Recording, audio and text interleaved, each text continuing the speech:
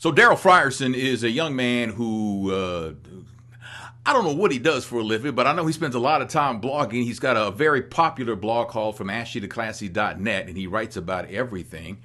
He also has a podcast he does once a week, and we're going to ask him about that too. And Daryl, first of all, thanks for joining us, man. I appreciate you, man. Thank you for having me on, Tony. I appreciate it. Yeah, so how did you get into blogging? Well, I went to college for journalism. I went to Iowa State University, and then left and went into event marketing. As anybody knows, the media changed, and I was like in the beginning of the new media change. So as soon as I graduated college, 9/11 happened. 9/11 happened a little bit after I graduated, but like while I was in the middle of college, 9/11 happened, and then everything changed from media. So maybe 30 to 50 magazines got closed down the semester after I graduated. Yeah. Like literally like just getting bought out. Man. So everything was different. And so all my connections for my internship stuff with magazines was all gone, and everyone is scrambling around trying to do something. So I went into event marketing, worked there. I'm still working in marketing now as my day job in account management. But things changed, and I've been writing a book. It's been a long time coming. I've been writing like 3 or 4 years. It's a romance comedy. And when my buddies was like, well, how some people is going to buy your book? And I was like, that's a good point. So I started thinking about it. I was like, I'm just going to blog a little bit just to get my name out there. And then things picked up, and it just became like a part of my life. I ended up winning a Black Weblog Award for one of the best Black culture blogs. And then it just kind of steamrolled from there. And then I was in Black Enterprise. And then things just kind of steamrolled where it's like, oh, man, this is really picking up. This is really something more than just, I'm just blogging for a couple of friends on Facebook. Right. So you've kind of like taken the bull by the horns and just kind of like are just making your own way. It's like clear path. Here come Daryl Frierson. Yeah, and I tell people all the time that ask about blogging, my situation of blogging was different than anyone else's because on the side, I have a company with my two business partners and my friends, Roy Robinson and Adrian Sadler. We have a promotions company called Free Time where we did events and parties. The last 6 years we've been doing it. So I had a small base of people that I could use to kind of springboard for a little bit of my blogging, even though they may not be interested in it. So, and it was kind of a jump pad from there. And a lot of things kind of just like happened for me from just small different things. So it wasn't like, I just put up a blog and it just happened. It was a lot of different in-between steps that people don't realize that you take to kind of build that up. That's kind of cool. Now, growing up, what did you want to be when you were a kid? Because full disclosure, I knew you when you were a kid. Exactly. Yeah, this is Kevin Woodson's nephew, and Kevin was my partner when I first moved to St. Louis in 1989. How old were you in 1989? I was 8 years old. Yeah, you were a little fella, and so. But what did you want to be when you grew up? I wanted to be my uncle. That was what I wanted to be. I wanted to be my uncle. Yeah. Well, that was literally it. I went to college and went in journalism and communications because I wanted to be my uncle. That was it. Well, I will say this. A lot. Kevin, your uncle Kevin Woodson has a lot of talents. This we all know. But one talent that a lot of people don't know that he has, and I'm not talking about his years working the rodeos. I'm talking about he is a phenomenal writer. Yes. He is phenomenal. I'm shocked that he doesn't have a blog. Well, no, I'm trying to get him to get one, and I'm trying to get him to get a podcast or something going he does on Black Cowboys, something that'd be totally different in another stratosphere that could really work in that arena. So I'm warming him up to it though more day to day. So. Well, you tell him that I would be honored to be his co-host. He was my co-host. I'd be honored to be his co-host or something like that because I know how passionate he is about that. When I worked with Kevin for about 5 or 6 years, and Kevin would only take vacation in the summertime so that he could go and do the rodeos. Yep. He wouldn't take off like in the wintertime, but he only took off in the summertime because he wanted to have cause we got 3 weeks of vacation a year at that time, and he would use them on. Sometimes he'd take a week, but most of the time he would nickel and dime the days so he could and wrap them around a weekend so he could go and do a rodeo. And one time he kept saying, you got to come. So one time, me and my wife, we were my girlfriend then, but we went and we were shocked. He's a bullfighter. He's serious. Yeah, I know he doesn't do it anymore, does he? Oh, no. He broke his ribs. Man, this may have been back in 95, 96. And he was like, I'm done. Yeah, and he had his ribs. He's been hurt millions of times. Yeah. But you know, he was in his late 30s then. Yeah. He was like, oh no, I'm done. This is it. Man. The buck stops here. I tell you what, and one more thing about him, because then I want to get back to you. But when he left to go work in Dallas, that might have been like the only time in my entire radio career that I was actually scared, because I had gotten to be so comfortable working with him. It got to be so effortless working with him, and he told me, "You'll be fine." Yeah. He told me, "You'll be fine," and by the grace of God and his words, you know, I've been here 25 years. You know, right. You know. Now he left. He made way more money than I did, and then the guy who took his place, he was here for some years. He left and made more money than me. So I kind of feel like, you know, I'm just shipping them out, man, shipping them. That's why I hold on to Tammy Holland. I'm holding her by her knee. I've got my arms wrapped around her legs, holding on to it. No, man, I'm too old to go through this again. So, you know. Man, now you did a YouTube video about a year ago. You've done a lot of them, but you did one about a year ago about Trayvon Martin. Yes, and that got me a lot of emails and that's a whole nother story in itself, because I got a lot of emails and a lot of people hitting me up about that because it went real viral. It did go viral, but the thing is that you told a story in that video about something that happened to you when you were 12 years old. Yes. Tell us about that. Yes. It was actually, I mean, people, this is more St. Louis based, but I'll give the streets. It was a snowstorm, and I went to Catholic school at the time, though. And in those days, Catholic schools got out for any snow thing for some reason at that time, because people were traveling, coming from different places. And I lived in the north side off of Marcus and Bessie Court. I used to go to the old Julia Davis branch, not the new one, the old one that used to be on Marcus and Natural Bridge. It's like a St. Louis Community College place now, across from that shell. And I was a big reading kid, and I was like, I don't want to be stuck in the house, so I went through the snow and went to go to the library. I was the only person there in the library. I showed up with my backpack, was like, hey, they let me get any book, whatever I wanted. They were, because I was the only person there. Right. So I leave out the library, and I'm walking back, and two white cops stopped me. And they couldn't believe that I would have books. And they're like, what do you got in this big backpack? And I'm like, it's books. Like, you don't have no books. We don't believe you have books. Open your bag. Open my bag. They saw it was all books, of course. And then they looked at each other like, oh, man. So they gave me a ride home. You know, because it was about 7 to 8 blocks to make that walk. But they gave me the ride back. But the funny thing about it was the fact that how stupid would somebody be with drugs, be in a big backpack walking down Natural Bridge with a big backpack? If I'm going to be a drug smuggler, I'm not going to be doing a Natural Bridge with a big backpack. But you did say in the video, though, that a lot of times they'll use shorties, little young guys to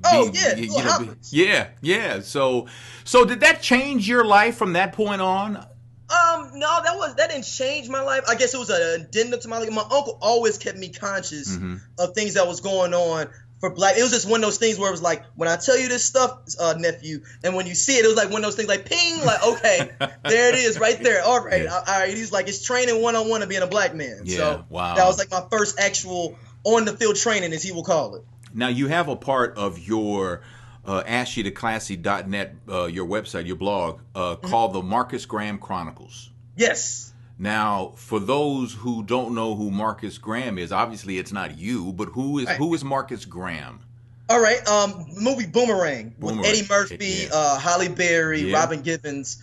I mean, I think one of the most underappreciated movies, not just black cinema, movies of all time. If you look at the movie, there's not many white characters in there. Right. They're all powerful black people in that movie, and I really attached to that movie as a kid. My dad took me to see it. He shouldn't have took me. I was like 11 years old. And you know what? Full disclosure, I saw every movie that you saw in the theater. Like, I mean, full disclosure. And this is not. And I'm a different. I would never do that for a child of mine. You know, but I was a different kid. I saw Coming to America in the theaters. I saw Boys in the Hood. I was the little kid that you would see there with their parents and be like, he's not supposed to be here. But I wasn't a wild kid, though. I'd be sitting on my little popcorn, just, soaking it in. Yeah. But Boomerang, the Marcus Graham Chronicles, I thought that was an actual great way that a man transitioned from being a boy into a man, especially when it comes to relationships and love with women. And I adapted that to situations with me, myself, my other friends who were all, you know, the quote unquote professional black male that everyone likes to talk about. And I thought I could transfer those images in there into ways of just expressing myself personally about my relationship woes and ideas. Okay. So, and it's an ongoing series. Yeah, it's an ongoing series. I've maybe had 15 entries in it. Yeah. That won me an award for best blog series for all black blogs across the blogosphere. Was it surprising that many people noticed your blog? Was it when you first found out that you were nominated for that award? Did it blow your mind? That whoa. Yeah, because I actually did the award show in L.A. Kim Coles hosted it, and Renee Seiler, that used to be on the early show on NBC, they hosted it. And even when I won, I didn't even have a real good speech. It was kind of like, because I was still just like, really? I even sat there like, really? Yeah, man, that's really? great. It's still shocking me. Period. That people email me and they reach. I'm like, really? Y'all really want to? Really? Like I still don't understand it. So to be clear though, Marcus Graham is the character that Eddie Murphy played in the movie. Exactly. Did you ever hear from the producers saying, hey? Yeah, you know what? No, I had almost, and it's still somewhat, maybe it could be there, but I had an in-between person that had the director of the movie was Reginald Hudlin. Right. And someone that I know that knows Reginald Hudlin because they have a marketing firm called the Marcus Graham Experiment, that they based a whole nonprofit to teach black young people how to be in marketing.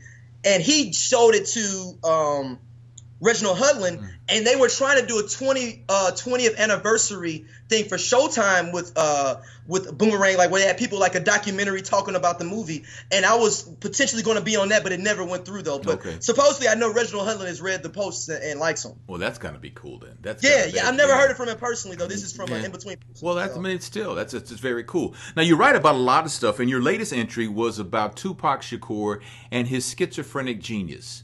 Yes. Now, I've heard Tupac called a lot of things, but I got to admit to you, I've never heard anybody refer to him as a schizophrenic genius. But the way you explain it, and I think you only have part 1 up there. I think you're still working on part 2. Part 2 will be tomorrow. Yeah. Well, if you're and who wasn't a fan of Tupac, you have to read this on ashytheclassy.net, because the way you break down some songs and how there's no one could have done a hip hop song about a particular subject other than Tupac.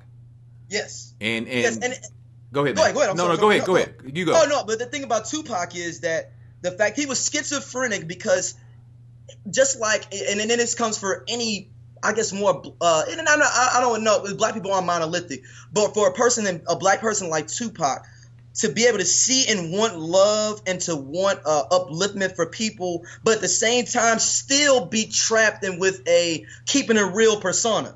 And that's the schizophrenic thing about him, because he'd be want to keep it real, and then he'd be like, dear mama. Next song he's talking about how do you want it, but then the song after that though he's talking about does heaven have a ghetto? Yeah. You know, and it's that back and forth of things though, but he was never able to keep it in check, and that was his issue, is that he could keep that true balance. And it was days ago that he would have turned 42 years old. 42 years, which is crazy to think that Tupac could be 42. 42, but thinking about that, where do you think, in your mind, where do you think Tupac would be if he were still alive at 42? Would he still be doing rap? I don't think he could have lived.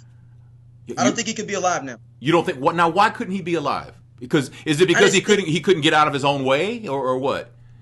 No, I just think that it's some of those people that are just so geniuses that they could not survive outside a certain time period. Look at Janis Joplin, Jimi Hendrix, Jean Basquiat. All these people, the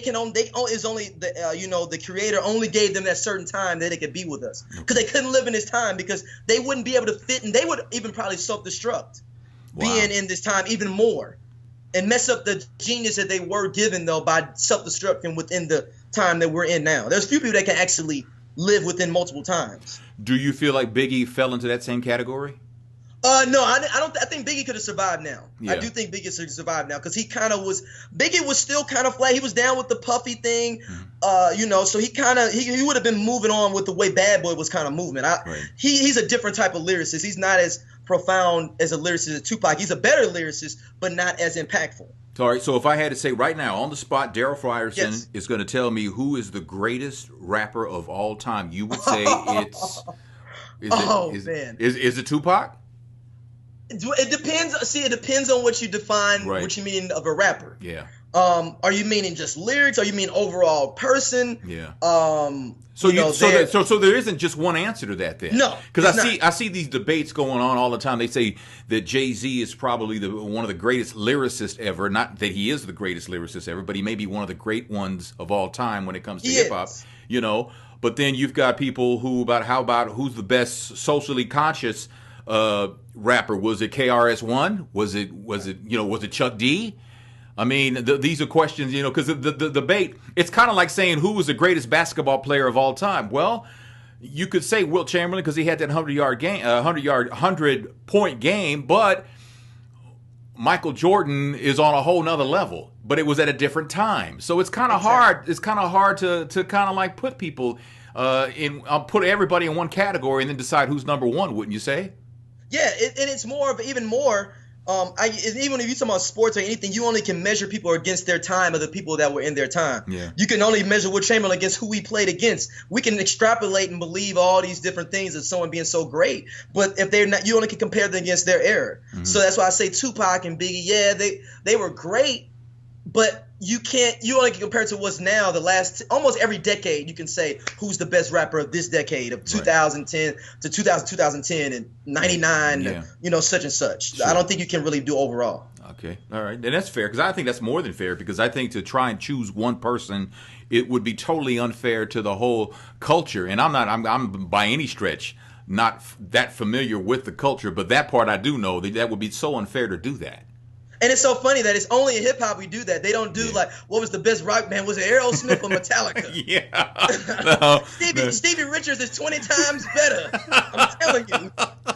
They don't do that though. Yeah. Led Zeppelin, man, Led Zeppelin. If they got into a fight, Led Zeppelin will win. Yeah. Only in hip hop do we do that. That's true. Now tell me about the podcast. The podcast. Oh man, that is one of my. That's your baby. That's my baby. I mean, I've worked hard at that more even than my blog even. And that's a podcast I have with comedian Javon Bibbs, DJ Reminisce, and another co-host Theodore Simpson. And it's basically the Black Howard Stern show. It's going to be informative, but we're going to kind of push the edge with a lot of things. But it's going to be very, very informative. It's going to be funny. But at the same time, we're going to give you real honest opinions and have real discussions as well, though. We get, we have a section called Raw or No. And it's a music section. We'll take submissions from anybody. Mm-hmm. And we'll put your music on the show and we'll rate it. And we may clown it, may give it love. And that's what it is. And we even take articles and different things that are going on within the media, discuss them, and try to give a different spin on maybe a different lane. With like one show, we went into aliens and UFOs. And then before that, we was talking about twerking videos. So it just depends on what it's a conscious stream of thought. I set it up like I wanted it to be a morning show. That's kind of how my concept was. I wanted to be set up like a morning show and kind of have that feel of a morning show. Mm-hmm. We have prank calls. We have all kind of different things going on. I set it up in my mind state of like wanting it to be like a morning show. So let me ask you this about the show then. There always, in any show, there has to be a main host. Are you the main host of the show? Yeah, I'm the main host. I am the main host of the show. All right. And what is the name of the podcast? It's called Straight Outta LoCash. Okay. And it's audio? It's audio. Yeah, and you can get it on podbean.com. iTunes, you can download it. Also the Stitcher app. Anywhere you can get podcasts, I've registered it there. At least 50 different platforms. Okay, so good for you. Wherever you listen to, you can get it. Yeah. So any plans ever to take it to video or anything like that?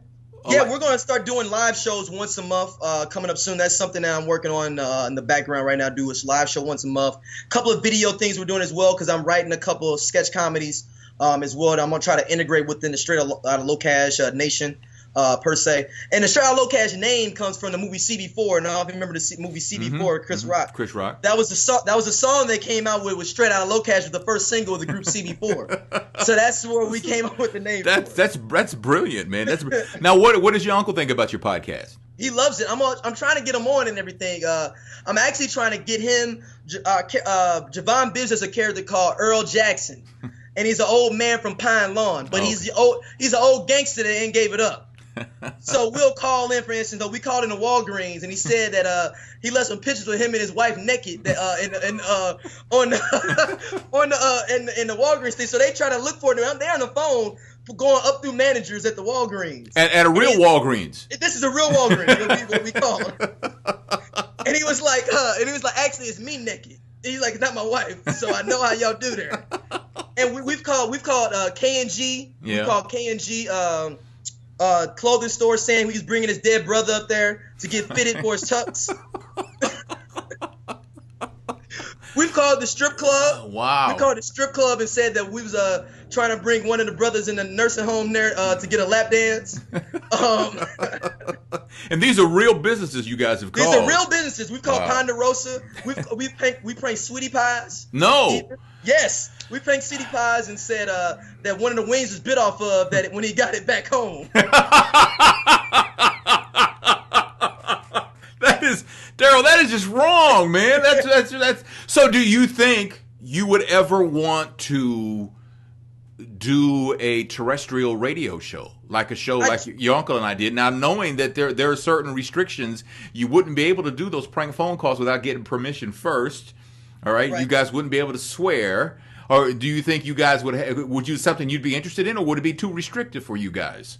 I would be interested in seeing what it would maybe be, because I definitely think that's something we can do. But I think satellite may be more the angle, because we could still have profanity and do things like that. Yeah. So because I wouldn't want to lose those prank things, because we actually did some conscious pranks at the same time. Like you remember all those flyers going up with the Martha King in it and things like that. Mm-hmm. Yep. We called the people on those flyers as the Nation of Islam. No. Yeah. No. Yeah, I'm talking about Javon's talking on the phone as like Minister Brother X of Maz 81, and I'm in the background saying, we need to take him down. No, we need to take him down. And he's like, hold on, Brother Shabazz. Hold on, Brother Shabazz. Like, no, we just hang him right now. Old school style. And it's the funny thing about that was, though, it was so many young brothers did not understand what was going on. Every one of them we pranked were shook. Wow. They were scared. And they were calling us sir. Now, let me ask you this, Daryl. Now, all the people that you pranked, that you've, the people whose music you reviewed, that you guys might have trashed and all that, do you ever worry about running across them in the street somewhere? I do worry about Terrence Howard, because I have really, that is an ongoing thing. I have trashed Terrence Howard extensively. One of my friends actually is in LA, and she said, I don't really want to listen to your podcast around certain people out loud, because I know you may have a Terrence Howard beef thing, and she works as a publicist. So I'm like, well, put your headphones on. So why Terrence Howard? Because he plays the same role in every movie, and he's the same person, and he thinks he's a real actor. What, did he steal your girl one time, man? No, I know. It was like every movie, it's like he plays DJ from the movie Hustle and Flow in every movie. Wow. No, man. That is, wow. I have a whole voice I do for every movie Terrence Howard's in, like Transformers. I have all kind of movies like Terrence Howard in these different movies, and we like do movies skits with it. You're having a good time. You're having fun doing your podcast, and then you do your writing and your blogging and stuff like that. You are really like, this is a good time for you. Yeah, definitely it is. And at the same time, it's new media is all what you can really grasp. Yeah. And I try to tell people that it's you put your own voice out there and put those things out there. You never know who wants to listen and you'd be surprised when people email me like, man, I didn't even know about this, and or I didn't even look at it like this, or man, you really inspired me to think of like this, or to go forward and move forward in life. You never know who's reading what you do. So that's great. That's great. That's Daryl Frierson. He has a blog called FromAshyToClassy.net. He also has a podcast. Tell me the name one more time. Straight Outta LoCash. Okay, Straight Outta LoCash. Okay. You can Google all those. You can actually Google the word ashy, and my blog is number 6. For some reason, just Google the word ashy. You working at SEO is what you're doing, man. I didn't even know that. One of my friends, he's like, man, I just put ashy in, and your blog is number 6. Wow. So I don't even know. I don't even work SEO, honestly. I don't work SEO. I like to have this hard-hitting content, and the SEO will come up with just putting hard-hitting content out. Wow. That's the way I look at it. Okay. All right. Well, good job, man. You're doing great things. I appreciate you taking some time to talk with me about what you do. I think you're doing phenomenal work, man. And I had asked someone if they thought that you would talk to me, because it's been years. I mean, like if no. you were 8 years old, man, when I no, it's no problem. That's no problem. And I'm glad, man. I'm so happy for you, man, because I think you have a lot of talent, and apparently it runs in the family. So because like I said, your uncle he's a Hall of Fame talent as far as I'm concerned, and you seem to be taking it to a whole nother level with this new media, and I know he's proud of you, and I am too, man. I appreciate you. Yeah, and I got some other stuff coming up too soon. That's coming on the writing side. I really don't want to talk about it because I don't want it to mess up. Right. In general. So, but it's some stuff that's cooking definitely though, and I'm definitely have my uncle involved with some stuff moving forward as well. Very good, very good. That's Daryl Frierson, y'all.